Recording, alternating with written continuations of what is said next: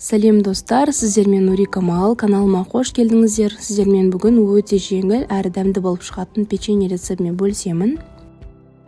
Ушки печеньесі үшін қатпарлы қамыр және де қант керек. Менде дайын қамыр, бірақ сіздер қалауларыңыз бойынша өздеріңіз жасасаңыздар болады. Қатпарлы қамырды жұқа етіп жайып аламыз. Одан соң ортасына қантты сеуіп шығамыз. Қолымызбен осылай бір тектес болу үшін жайып шықсаңыздар болады.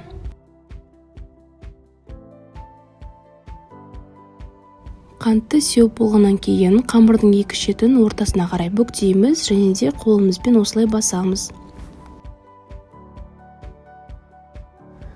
Қамырдың үстіне және де қантты сеуеміз және де видеода көрсетілгендей бүктеп кесуге дайындаймыз.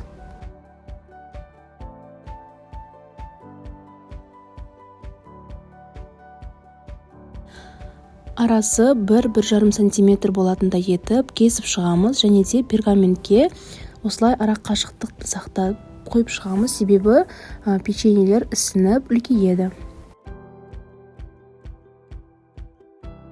180 градуста қызып тұрған пешке 30-35 минутқа салып аламыз. Сонда бізде осындай қып-қызыл, әп-әдемі, тәп-тәтті печеньелер дайын болады. Өте жеңіл жасалады. Міндетті түрде жасап көріңіздер және де менің каналыма тіркелуді ұмытпаңыздар. Сау болыңыздар.